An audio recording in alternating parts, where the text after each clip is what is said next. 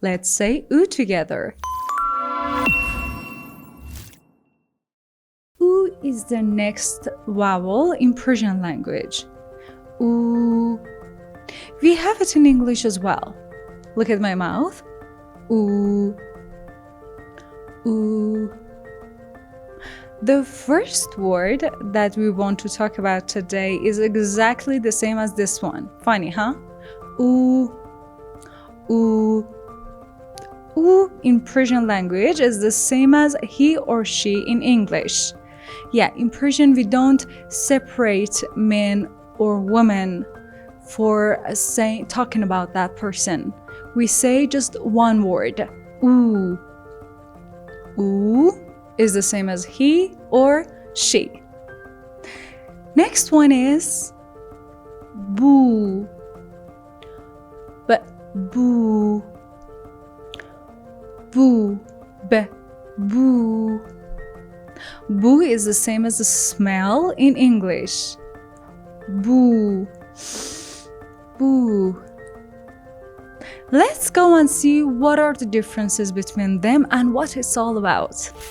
Look here. This V thing that we had in previous session comes right here, and one of them is completely separate like the V itself, remember? But we want to learn this as a vowel here. It comes in two forms. It has two sounds depending on the place that we put it in a word. But don't worry, we will completely learn it depending on the position that we put it, okay? But today we all want to concentrate on the sound oo. Look the same, but here we are concentrating on the oo. We want to use this as vowel. Remember, we have it in English as well because I want you to completely understand it. We have, for example, the sound O. In English, the name is O, the sound is A. Sometimes it's O, sometimes it's A. Remember in the school? So just like what we have in English, sometimes we play with alphabets and sounds and words to make them sound different, to make new vocabulary, to make new words. We want to start this game with Persian alphabet and words as well. Now this word that we want to play with just looks exactly like this one, but it means something. It's just this at the beginning of this word.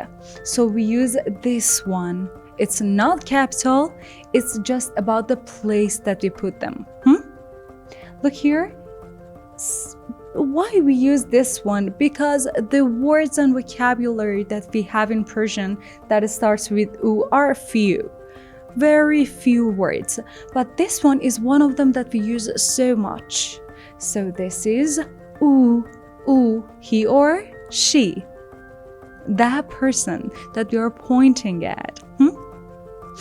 What about this one? We have many vocabulary that we use this one because it comes in the middle or like here at the end. It comes in the middle or end, and this one just comes at the beginning of the words. Beginning, at the end, or middle. For example, if we put another consonant, another B, here, boob, it will be in the middle and it will remain still the same. It's at the end here.